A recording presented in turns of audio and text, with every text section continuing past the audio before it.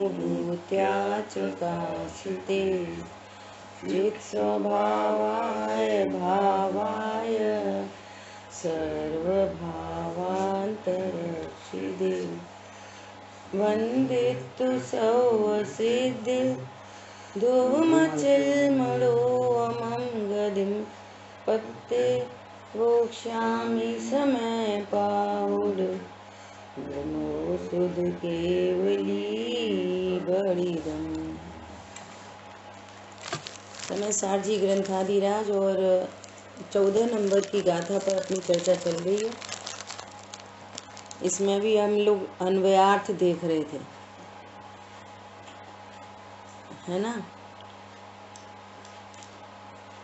यहाँ प्रश्न आया कि जैसी आप आत्मा कह रहे हो, अबद्ध, स्पष्ट, अनन्य, अविशेष, नियत और असंयुक्त, ऐसी आत्मा जो आप कह रहे हो, ऐसी आत्मा की अनुभूति हो सकती है?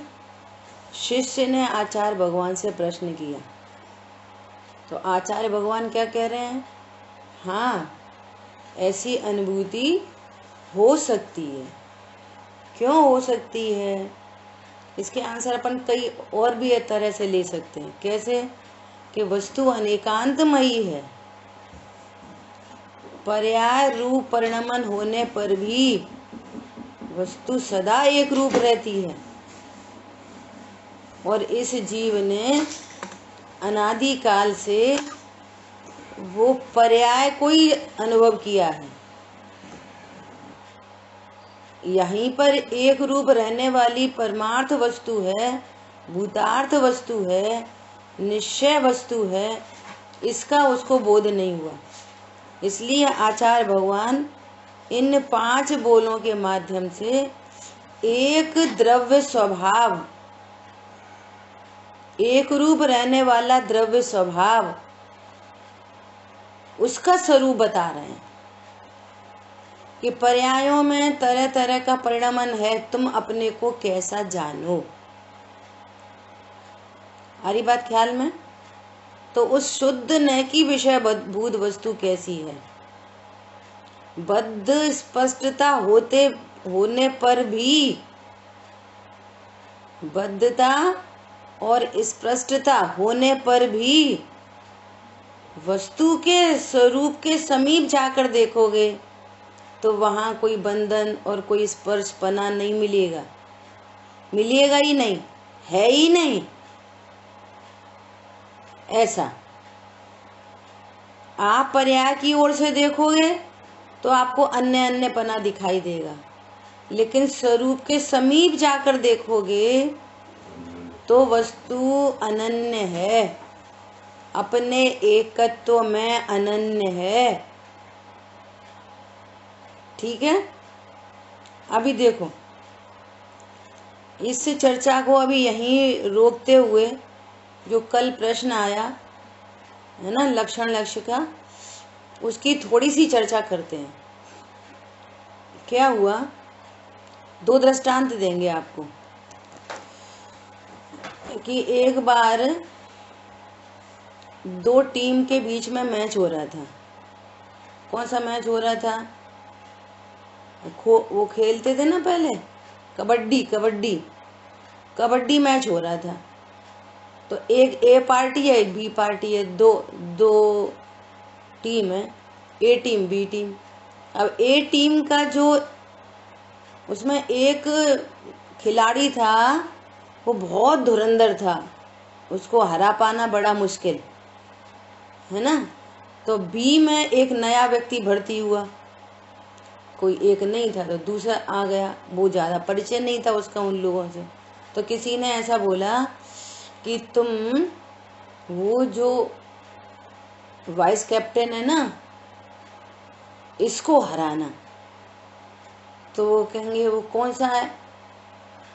अरे वो जो थोड़ा लंबा लंबा है ना, उसने हाथ में बेल्ट बांध रखा है, उसको। तो बोला ठीक है, और उसने उसको गया पाला में, उसको छू लिया और वो मर गया, मतलब हार गया, वो वापस आ गया। पर समझ में आया? तो ए टीम का व्यक्ति क्या बोला कि नहीं नहीं, वो आउट नहीं हुआ। क्यों नहीं हुआ? उसने तो इसकी शर्ट को छुआ। किसको छुआ? शर्ट को छुआ। तो कहना भैया शर्ट को छुआ मतलब व्यक्ति छू लिया। पॉइंट समझ में आ रहा है?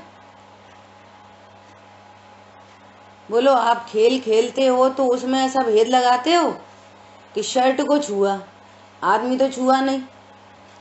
दूसरा दृष्टांत दे रहे, बेटा ने बोला पिताजी को, पिताजी बच्चा बहुत शैतान है, आप इसको पकड़ के ले जाना मंदिर। तो बाबा जी ने बच्चे की उंगली पकड़ ली और मंदिर लेके चले गए। तो बेटा ने पूछा कि आ गए मंदिर से? कि हाँ। कि वो उसने शैतानी तो नहीं करी? कि नहीं, हम उंगली पकड़ के ले गए थे। अब वो बच्चा क्या बोलने लगा, अरे मेरा बच्चा खो गया, पिताजी तो वो उंगली पकड़ के ले गए थे, अरे वो तो खो गया। पॉइंट समझ में आ रहे हैं? दोनों दृष्टांत समझ में आ रहे हैं? उंगली पकड़ी मतलब क्या पकड़ा? शर्ट छुई मतलब क्या छुआ? बोलो, हम लौकिक में कभी ऐसी बात नहीं सोचते, और यहाँ पारलौकिक में हैं। हाँ, क्या छुआ? इसका मतलब ये है, इसका मतलब हाँ, पूरा छू लिया। शर्ट छुई तो आउट नहीं मानेंगे, आदमी को छुओ। उंगली पकड़ी तो हम नहीं, ऐसा नहीं मानेंगे। पूरा बच्चा पकड़ो तो पूरा बच्चा बैग में धर के ले जाएंगे क्या? लौकिक में ऐसा नहीं होता। अब पारलौकिक समझो कि अब ऐसे आत्मा को जानने का लक्षण क्या है? कि लक्षण है ज्ञान, उपयोगो लक्षणम। वो उपयोग लक्षण भी अनटच इफेक्टलेस फुल्ली सेफ है। जैसा लक्षण है वैसा लक्ष्य है। तो आपको उपयोग लक्षण पकड़ने में आया, वो जानने में आया, तो कौन आया? उपयोग लक्षण आया, पूरी आत्मा आई। इसलिए दो दृष्टांत दिए भैया। द्रव्य गुण पर्याय में द्रव्य का स्वरूप, गुण का स्वरूप, पर्याय का स्वरूप न्यारा न्यारा है, परंतु उनमें कोई प्रदेश भेद नहीं है। कहीं पे द्रव्य रहता हो, कहीं पे गुण होते हो, कहीं पे पर्याय होती हो। द्रव्य कैसा है? असंख्यात प्रदेशी। गुण कैसे हैं? असंख्यात प्रदेशी। सर्व अवस्थाओं में, संपूर्ण भागों में पाए जाते हैं, उन्हें गुण कहते हैं। जो द्रव्य की सर्व अवस्थाओं में और संपूर्ण भागों में जो पाए जाते हैं, उन्हें गुण कहते हैं। संपूर्ण भागों में हर प्रदेश पर अनंत गुण है। जैसे जैसे गुल्लक में रेजगारी भरी होती है, ऐसे गुण नहीं भरे होते आत्मा में। बहुत बार दृष्टांत दिया है ना। जैसे मिश्री में हर जगह, अंदर बाहर ऊपर नीचे, सब जगह सफेदी, सब जगह मिठास। तो आपको मिठास जानने में आई है ना, आंख बंद करके मुंह में रखा, तो आपको वेदन किसका होएगा? बोलो, आंख बंद करके तो हम कुछ खिला रहे हैं, आप बताओ क्या है? अब आंख बंद है, देख नहीं रहे, और जिह्वा इंद्री पर रखा, तो इसके माध्यम से क्या समझ में आई? मीठा मीठा। मीठा मीठा लक्षण है, तो मीठा मीठा वेदन हो रहा है लक्षण का, पर्याय का, है ना। और बोल क्या रहे हैं? मिश्री खिलाई आपने, लक्ष्य है मिश्री का और वेदन है पर्याय का। और मिश्री, हमें तो मिठास मिठास समझ में आ रही है, मिश्री कहाँ है? अरे हमें तो अंगूठी दिख रही है, सोना कहाँ है? पर समझ में आ रहा है? पर्याय में और द्रव्य में कभी भी प्रदेश भेद नहीं होता। जहां द्रव्य होती है वहीं पर्याय होती है, जहां द्रव्य होता है वहीं पर्याय होती है। एक पर्याय को जाना आपने तो समझो पूरे द्रव्य को जान लिया। तो अब ये जो मैटर है लक्षण लक्ष्य का, ये तो एक अलग ही बात है ना। लेकिन अभी अपना विषय कैसा चल रहा है कि लक्षण के माध्यम से जो वस्तु जाननी है हमको, वो उस वस्तु का स्वरूप कैसा है, हमें तो उपयोग लक्षण के माध्यम से ऐसा पता चल रहा है कि आत्मा बंधी है। ऐसे लोग बोलते हैं ना, आत्मा क्या करती है कि जानती है। तुम कौन हो? मनुष्य गति के जीव हो कि त्रियंश गति के जीव हो? हम मनुष्य गति के जीव हैं, हम जानने वाले हैं और मनुष्य गति के जीव हैं। परिणाम कैसे हैं भैया? जब से स्वाध्याय करने लगे वहां परिणाम बहुत शांत रहते हैं। हम तो बहुत शांत हैं, तो तुम परिणाम में एकत्व कर रहे हो। पण समझ में आ रहा है? ऐसा खिचड़ी चल रही है उल्टा सीधा। तो उसको दूर करने के लिए एकदम क्लियर करके आचार्य भगवान बोल रहे हैं कि जो बद्ध स्पष्ट आदि भाव हैं, यदि उस चूंकि वस्तु अनेकांतमय है ना, तो उस एंगल से देखने पर वे भूतार्थ है। ऐसा नहीं है ही नहीं, है ही नहीं, है ही नहीं, है ही नहीं।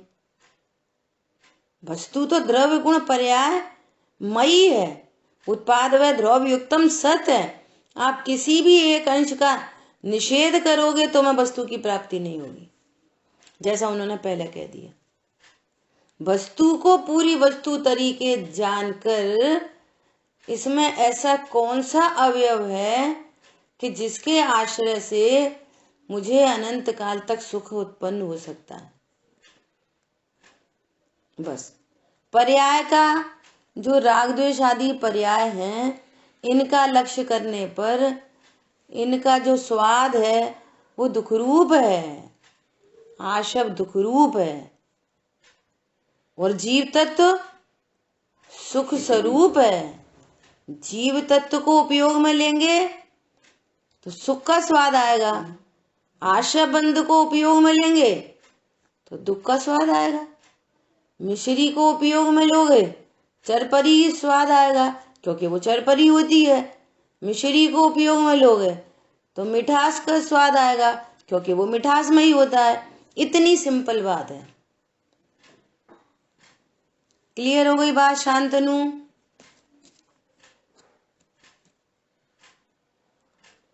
बोलिए।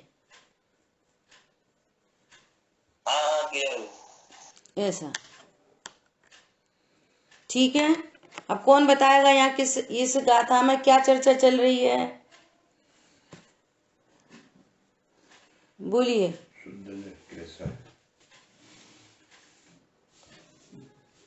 किसकी चर्चा चल रही है इस गाथा में? अबद्ध स्पष्ट का बोल चलता है। तो बताया कि स्वभाव से देखेंगे तो बंधा हुआ नहीं है, छूटा नहीं है, और पर्याय की अवस्था की तरफ से देखेंगे तो वो जैसा दिखाई दे रहा है वैसा है। ठीक है, एक बोल से बताया इस गाथा। एग्जाम्पल दिया जैसे कमली पत्र पानी में डूबा हुआ है तो वो उसके साथ प्रतीत होता है, लेकिन उसके स्वभाव की तरफ देखेंगे तो उसको छूटा नहीं है। ऐसी आत्मा की तरफ से देखेंगे तो वो उसको सब तो अवध स्पर्श जो 5 बोल बताए ऐसा है। शांतनु ठीक है। हमारा प्रश्न तो ये है, इस गाथा का विषय क्या है? इस गाथा में आचार्य भगवान क्या कह रहे हैं? उत्थानिका देखनी चाहिए। उत्थानिका क्या बता रहे हैं? अब शुद्ध न से वो अवध स्पर्श है, वो कर्मों से भिन्नता बताई है, फिर आत्मा को बता दें। अवध स्पर्श है, सुनो नियत है। सुनो सुनो सुनो, यहाँ पर जो यहाँ पे शुद्ध नय का जो विषय वस्तु है, जो शुद्धात्मा है, वो बताया है। हाँ ऐसा है ना। 5 विशेषण से बता रहे हैं ये शुद्ध न्याय देखो का विषय क्या है, बराबर ये मैटर चल रहा है। मैटर क्या चल रहा है कि 10वें कलश में उनने क्या बोला, 10वें कलश की उत्थानी का क्या है, आगे शुद्ध न उदय होता है। शुद्ध न उदय होता है मतलब वो ज्ञान में ज्ञायक आया, तभी तो वो शुद्ध न है। जिस ज्ञान में मैं आत्मा हूं ऐसा आया, उस ज्ञान की पर्याय का नाम शुद्ध न है। तो शुद्ध न का स्वरूप कहो, आत्मा का स्वरूप कहो, एक ही बात है।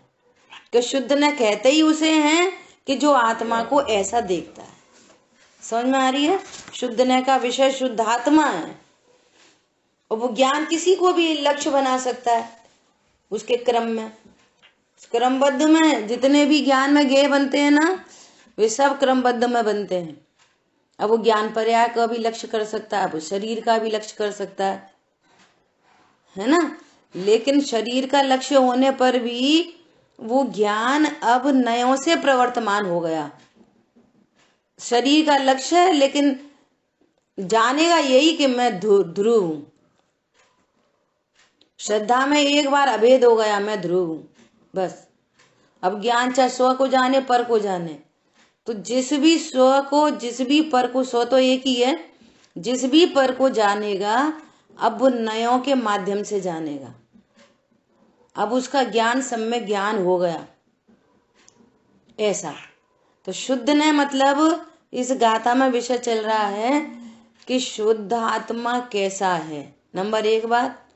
नंबर दूसरी बात कि हमें ये मैसेज दिया जा रहा है कि बद्ध स्पष्ट आदि भावों का आपका अनादि से उनका परिचय है, तो आप उनका लक्ष्य छोड़कर इस शुद्धात्मा को जानो, क्योंकि ऐसा शुद्धात्मा वहां सचमुच में विराजमान है। पर्याय में अज्ञान मोह राग द्वेष होने पर भी, चींटी हाथी मक्खी मच्छर देव नारकी का शरीर का संयोग होने पर भी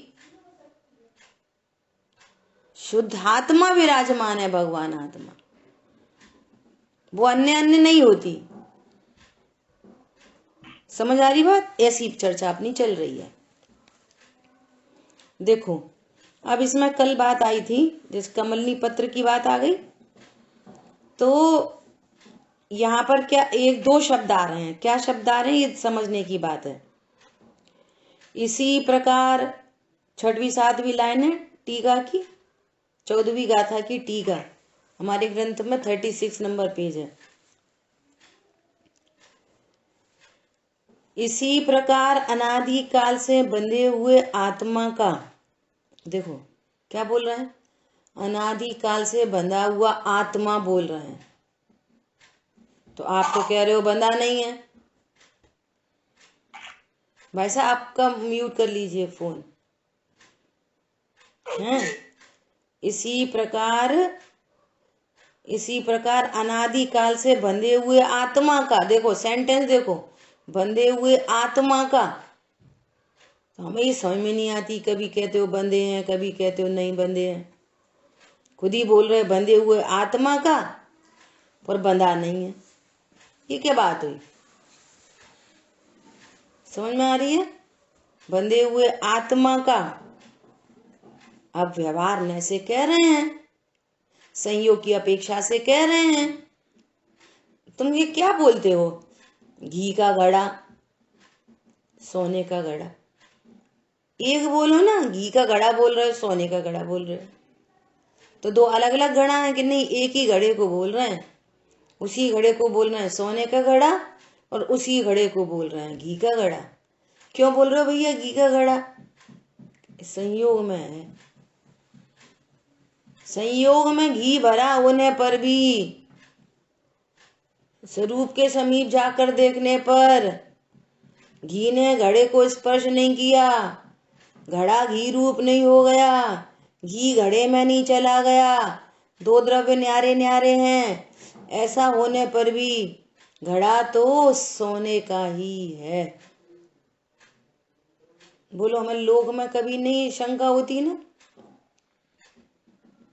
ऐसा तभी क्या बोल रहे हैं, अनादि काल से बंधे हुए आत्मा का पुद्गल कर्मों से बंधने, स्पर्शित होने रूप अवस्था से अनुभव करने पर बद्धता भूतार्थ है, सत्यार्थ है। क्यों भूतार्थ सत्यार्थ है? अभी दृष्टांत तो अपन ने घड़े का और घी का दे दिया, जो दृष्टांत है एक देश है। यहाँ तो जीव की जो पर्याय है ना, पर्याय, उनके साथ निमित्त नैमित्तिक संबंध पाया जा रहा है।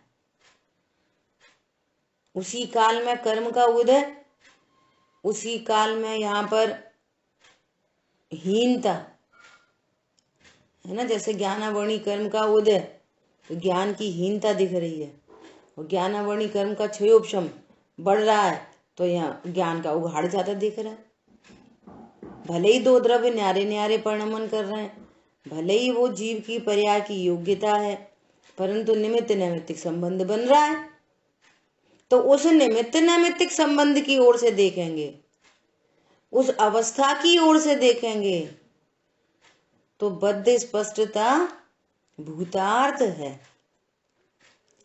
लेकिन आप स्वरूप के समीप जाके देखोगे तो त्रिकाली ध्रुव भगवान आत्मा को कर्म के साथ कोई निमित्त नैमित्तिक संबंध नहीं है। तीव्र उदय होने पर, ज्ञान का तीव्र उदय होने पर पर्याय में हीनता दिखाई दे सकती है, लेकिन ध्रुव स्वभाव हीन नहीं होता। क्षयोपशम बढ़ जाने पर पर्याय में ज्ञान का उगाड़ अधिक दिखाई देता है, लेकिन भगवान आत्मा में कोई वृद्धि नहीं होती। समझ में आ रही है? अरे केवल ज्ञान प्रकट हो जाने पर भी भगवान आत्मा में कोई वृद्धि नहीं होती। वो वही भगवान आत्मा है जो शेर की अवस्था में था, वो वही भगवान आत्मा है जो बीच में नरक निगोद में चला गया, वो वही भगवान आत्मा है जो मारीची की पर्याय में था। ज्ञान के इतने वेरिएशन दिखाई दे रहे हैं तो वो भूतार्थ हैं, लेकिन मैं मेरे को देखता हूं तब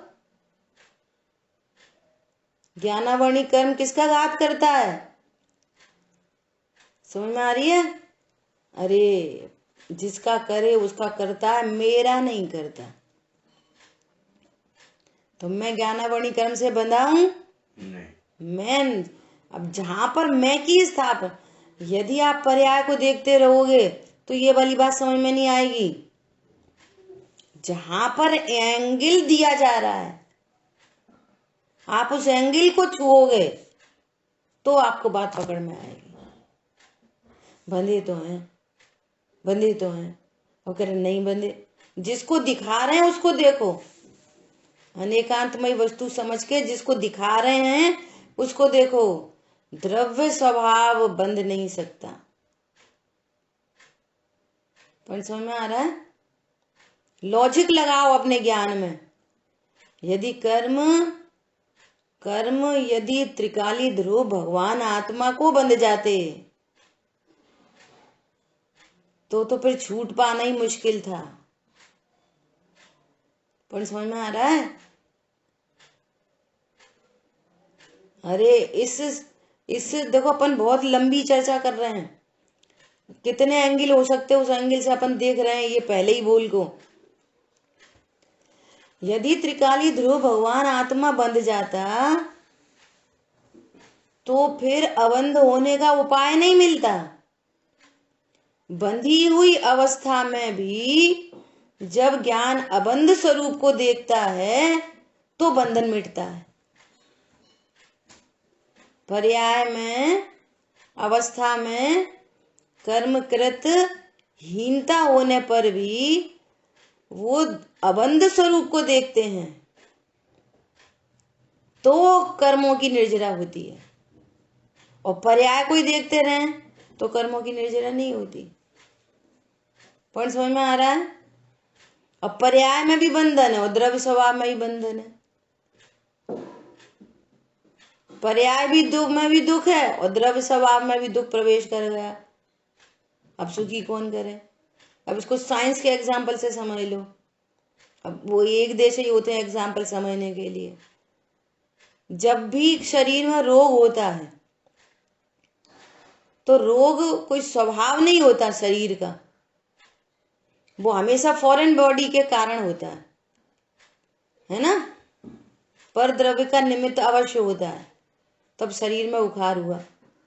अब शरीर में जो बुखार है वो शरीर का स्वभाव है नहीं है, फॉरेन बॉडी से हुआ। एक बात ये हो गई। दूसरी बात, यदि देह की अपना जो इम्यून सिस्टम है वो ही कंटेमिनेट हो जाए तो फिर स्वस्थ नहीं हो सकता। समझ में आ रही है? रोग होने पर भी शरीर का जो इम्यून सिस्टम है वो बराबर होने पर उसके आश्रय से रोग दूर हो जाते हैं। पर समझ में आ रहा है? उतने उतने पोर्शन को पकड़ना दृष्टांत में से। पॉइंट समझ में आ रहा है नहीं आ रहा? हाँ दीदी आ रहा है। ऐसा। ये बद्धता मतलब क्या और अबद्धता मतलब क्या? वो भगवान आत्मा अर्थात मैं। अभी हम निर्णय कर रहे हैं। क्या निर्णय कर रहे हैं? मैं अबद्ध हूं, मैं अबद्ध हूं, मैं बंधा नहीं हूं। पर्यायों में उतार चढ़ाव दिखाई दे रहे हैं अवस्था में। तो यहाँ पे क्या कह रहे हैं? दो जगह अनुभव शब्द आया है। क्या अनुभव शब्द आया है? कि अनादिकाल से बंधे हुए आत्मा का पुद्गल कर्मों से बंधने स्पर्शित होने रूप अवस्था से अनुभव करने पर। तो यहाँ अवस्था से अनुभव नहीं करना, अवस्था को जानने पर। इस अनुभव का अर्थ क्या है? कि अवस्था में जानने पर बद्धता स्पष्टता भूतार्थ दिखाई देता है। तथापि पुद्गल से किंचित मात्र भी स्पर्शित न होने योग्य। अब किसको देखना है? आत्म स्वभाव के समीप जाकर देखने पर, आत्म स्वभाव के समीप जाके देखने पर। तो अब ये आत्म स्वभाव के समीप जाकर अनुभव करने पर, यहां पर भी अनुभव शब्द आया है। तो इस अनुभव का अर्थ क्या है? कि ऐसा मैं हूं। पर्याय को अनुभव करने पर क्या है? वहां अनुभव करने पर मात्र जानने पर, जानने में आती है पर्याय। वहां मैं बना स्थापित करने योग्य नहीं है। स्वरूप के समीप, आत्म स्वभाव के समीप जाकर, यह है आत्मा का वास्तविक स्वभाव। पर्याय में निमित्त नैमित्तिक संबंध है, मेरे से नहीं। मैं किसी कर्म से नहीं बंधा, ऐसा।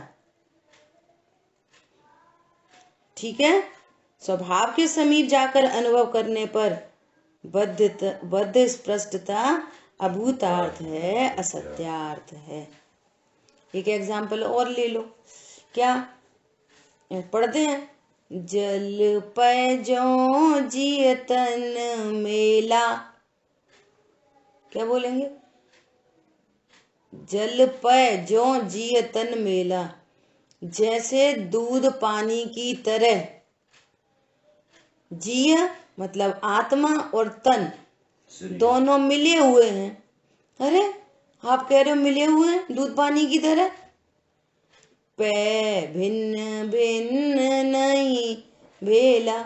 लो, दोनों बातें कह रहे हो, दूध पानी की तरह मिले हैं। अब मिले हैं तो भिन्न भिन्न कैसे देखें?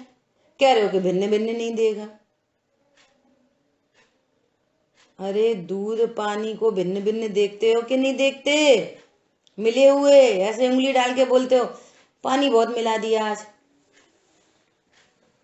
तो दूध पानी को भिन्न भिन्न देखते हो कि नहीं देखते? मिले हुए दूध पानी को। दूध उबाल के नींबू निचोड़ा, पनीर निकल गया अलग, तो पता चलता है कि नहीं दूध पानी न्यारे न्यारे हैं। भेद ज्ञान का नींबू निचोड़ने पर दोनों भिन्न भिन्न हो जाते हैं। तो भिन्न भिन्न कब हो जाते हैं? वे पहले से भिन्न हैं, अलग अलग हैं, तब हो जाते हैं। वे दोनों मिले हुए हैं एक क्षेत्रावकाश संयोग होने के कारण मिले हुए कहे जाते हैं, परंतु दो द्रव्य कभी मिलते नहीं। और अवस्था से देखेंगे तो क्या बोलेंगे को भैया दूध में पानी मिला दिया, ऐसे ही लोग व्यवहार चलता है कि भैया आज तुमने दूध में पानी मिला दिया। ऐसा नहीं बोलता कोई क्यों भैया तुमने पर्याय में पानी मिला दिया। नहीं, दूध तो दूध ही रहता है, पर तुमने पर्याय में पानी मिला दिया। तो वो दूध बोले, वो भी स्वाध्यायी था, तो दूध क्या बोले, नहीं भाई साहब ऐसा कभी हो सकता है हम दूध में पानी मिला दें, हमने तो पानी में पानी मिलाया है। बोलो कैसी बात है, ये दोनों स्वाध्यायी थे, दूध वाला भी और लेने वाला भी। किसमें पानी मिलाया, उसने पानी में पानी मिलाया है ना, तो क्या को नाराज हो रहे। दूध में पानी मिल सकता है भैया, अवस्था से अनुभव करने पर वो ऐसा ही है, दूध में पानी मिला दिया। पॉइंट समझ में आ रहा है? बोलो बद्धता स्पष्टता कहाँ पर है? मेरे स्वभाव में नहीं है, मेरे स्वभाव में नहीं है। ठीक है, क्लियर? अब देखो आगे, जैसे मिट्टी का ढक्कन, घड़ा, झारी इत्यादि पर्यायों से अनुभव करने पर अन्यत्व, अन्यत्व, अन्य, अन्यपना, अन्यत्व मतलब अन्य, अन्यपना, भूतार्थ है, सत्यार्थ है, तथापि सर्वतः अस्खलित, देखो शब्द दो कितना वजनदार है, सर्वतः अस्खलित, सर्व पर्याय भेदों से किंचित मात्र भी भेद रूप न होने वाले, वो जो मिट्टी है ना, मिट्टी वो भेद को प्राप्त नहीं होती। देखो किंचित भी भेद रूप न होने वाले ऐसे एक मिट्टी के स्वभाव के समीप जाकर अनुभव करने पर अन्यत्व अभूतार्थ है, असत्यार्थ है। मिट्टी से नहीं समझ में आए तो चीनी से समझ लो, पिछले एग्जाम्पल हो ही चुका है ना। चीनी का ढक्कन, चीनी का घड़ा, चीनी की झारी, दिवाली पे बनते हैं चीनी के खिलौने, तो बच्चे करते हैं कि मेरी झारी है, मेरा ढक्कन है, मेरा घड़ा है, मेरा कुल्हड़ है, ऐसा बोलते हैं। तो उस व्यंजन पर्याय, उस आकार से अनुभव करने पर, तो सही बात है, आकार से अनुभव करने पर वे न्यारे न्यारे दिखते हैं। लेकिन मिट्टी के, वो चीनी के स्वरूप के समीप जाके देखेंगे तो घड़ा आकार में चीनी कैसी है, मिठासमयी, अपने स्पर्श रस गंध वर्ण को धारती हुई अस्खलित वस्तु। और घोड़ा में और हाथी में और कुल्हड़ में और झारी में, ढक्कन में, सब में अस्खलित चीनी चीनी चीनी चीनी एक रूप। अरे नहीं, ये तो झारी है, अब वो चीनी खत्म हो जाए और दूध मीठा करना है तो क्या करेंगे, अरे वो लाना, वो दिवाली पे खिलौने आए थे वो, अरे वो तो खिलौने हैं, अरे ये चीनी है। समझ में आ रही है? तो वो दूध में डाल देते हैं एक खिलौना। पहले भी दृष्टांत दिया था, सुमत जी भाई साहब बोलते हैं वो कितने % घोड़ा है, दूध पियोगे लात मारेगा कि नहीं मारेगा। अब घोड़ा क्या दिख रहा है, अभूतार्थ है ही नहीं, अभूतार्थ चीनी ही है, वो तो अस्खलित चीनी ही है। ऐसा देखना है यहाँ ज्ञान स्वरूपी भगवान आत्मा, कितना शांति का मार्ग है। अभी देखो इसी प्रकार इसी प्रकार नारक आदि पर्यायों से अनुभव करने पर पर्यायों के अन्य अन्य रूप से अन्यत्व, देखो अन्यत्व का अर्थ लिखा, ऐसे बहुत लोगों को समझ में नहीं आता। अन्यत्व मतलब दो अन्य कहाँ से हो गए, व्याकरण है, देखो ये लिखा है ब्रैकेट में, पर्यायों के अन्य अन्य रूप से अन्यत्व भूतार्थ है, सत्यार्थ है। जो नार की है सो त्रियंच नहीं है, जो त्रियंच है सो मनुष्य नहीं है। समझ में आ रही है? और ये असमान जाति द्रव्य पर्याय, उसको भी लगा सकते हो और विभाव अर्थ पर्याय को भी लगा सकते हो। सॉरी, व्यंजन पर्याय। विभाव मत लगाओ, सिर्फ व्यंजन पर्याय लगा लो, है ना। व्यंजन पर्याय अनेक अनेक आकार रूप, है ना, ऐसा दिखाई देता है। तब क्या करें, अन्यत्व भूतार्थ है, सत्यार्थ है। तथापि सर्वतः अस्खलित सर्व पर्यायों पर्याय भेदों से किंचित मात्र भी भेद रूप न होने वाले एक चैतन्याकार आकार की बात चल रही है। उन आकारों से देखोगे तो अनेक अनेक पर्याय दिखाई देंगी, व्यंजन पर्याय। लेकिन आत्म स्वरूप के समीप जाके देखोगे तो एक चैतन्यकार आत्म स्वभाव के समीप जाकर अनुभव करने पर अन्यत्व अभूतार्थ है, असत्यार्थ है। देखो मारीची, शेर, मुनिराज, अनंत और सिद्ध, इन अवस्थाओं से देखोगे तो सब अलग अलग है।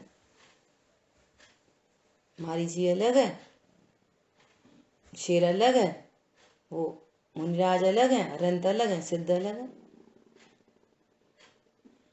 वर्तमान में जो महावीर भगवान सिद्ध क्षेत्र में विराजमान है, अवस्था से देखने पर वो मारीची नहीं है, वो द्रव्य स्वभाव से देखने पर जी वो ही मारीची है। क्या बोला, वो कौन है? वो महावीर भगवान सिद्ध क्षेत्र में विराजमान वो ही तो है जो मारीची है, स्खलित एक चैतन्यकार, वो ही का वो ही है। और अवस्था से देखेंगे तो अरे मारीची की अवस्था में वो तीव्र कषाई, अरे वो गृहीत मिथ्या दृष्टि, यहाँ पर क्या अनंत चतुष्टय के धारी। पर समझ में आ रहा है ऐसा। और जब एक रूपता दिखाई देगी तब क्या देखेंगे, राग देश उत्पन्न नहीं होंगे, साम्य भाव होगा। आदि बात समझ में? ऐसे ही लगाओ घर में, घर में लगाओ, घर में अरे सब जीव हैं, उस पर्याय से अनुभव करने पर छोटा बड़ा, सास बहू, बेटा पिताजी बेटा, भाई भाई भाई बहन, अड़ोसी पड़ोसी, सब ऐसे दिखाई देंगे। लेकिन स्वरूप के समीप जाके देखोगे अरे सब भगवान आत्मा है, सब भगवान आत्मा। पंडित साहब ने समता सोड़सी में कितना गजब लिखा है, हीन भाव जीवों के लख कर ग्लानि भाव नहीं मन में हो। हीन भाव जीवों के लग कर, ग्लानि नहीं करना, वो एक समय की पर्याय है। अनंत का जीव अनंत काल तक रहेगा, अनादि से है, अस्खलित, जो वास्तव में इस पर्याय रूप नहीं हुआ, जिस पर्याय को देखकर आप ग्लानि भाव कर रहे हो। अरे तो ऐसे ही है, ये बहुत घमंडी है, हमें पता है इसके बारे में,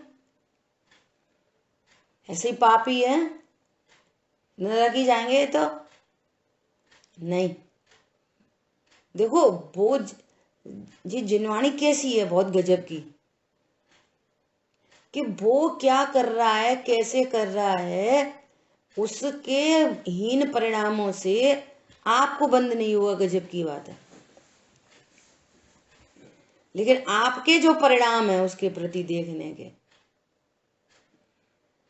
उससे संसार होएगा, उससे आपको बंद होएगा। पॉइंट समझ में आ रहा है? हम तो उसको जीव देख रहे, बस। उससे क्या होगा? हमारी पर्याय में साम्य भाव होगा। हीन भाव जीवों के लख कर, ग्लानि भाव नहीं मन में हो। क्यों?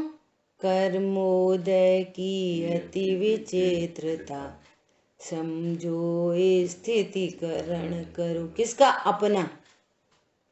अवस्था में तरह तरह के परिणाम हैं, तरह तरह की चीजें हैं, अन्य अन्य पना पर्यायों में दिख रहा, लेकिन पर्याय में अन्य अन्य पना होने पर भी यहाँ अस्खलित चैतन्यकार है।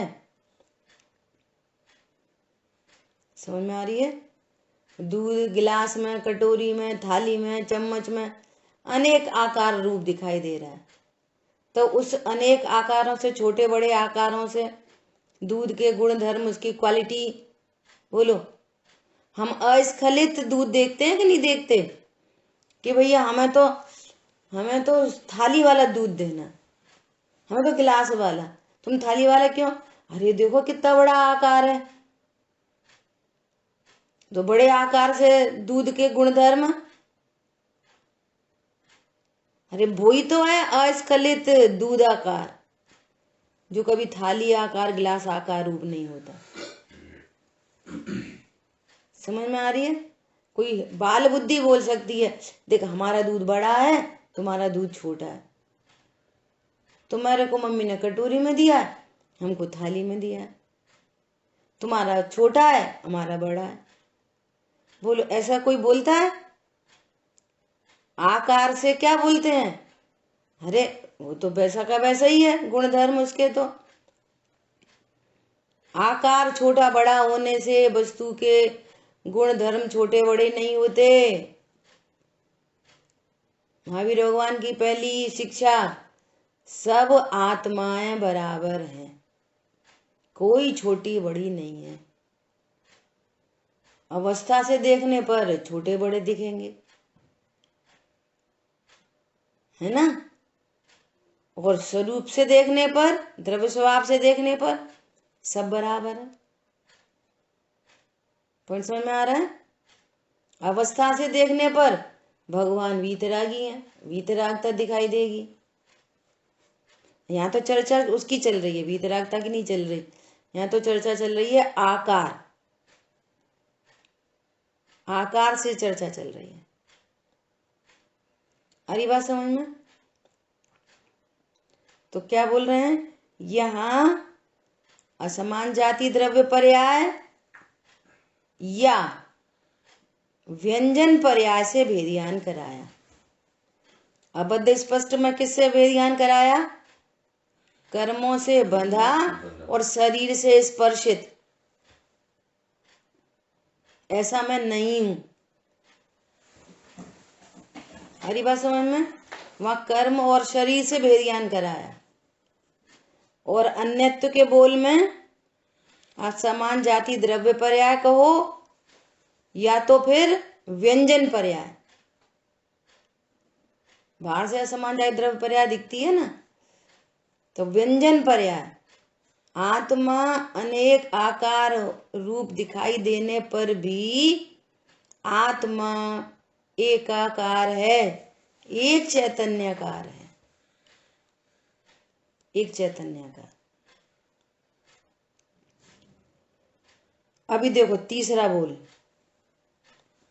जैसे समुद्र का हानि वृद्धि हानि रूप अवस्था से अनुभव करने पर अनियतता अनिश्चितता भूतार्थ है, सत्यार्थ है। तथापि नित्य स्थिर समुद्र स्वभाव के समीप जाकर अनुभव करने पर अनियतता अभूतार्थ है, असत्यार्थ है। देखो समुद्र के समीप जो घर बनते हैं ना, वो इस स्वरूप को जानते हैं। इतने बड़े बड़े ज्वार भाटा, इतनी बड़ी बड़ी लहरें आने पर भी समुद्र अपनी सीमा को नहीं छोड़ता। हमारी बात समझ में? ऐसा नहीं है कि वो समुद्र बाहर आ जाए। तो लहरों की तरफ से देखेंगे तो हानि वृद्धि होती है, लहरों की ओर से देखेंगे, लेकिन समुद्र के स्वरूप के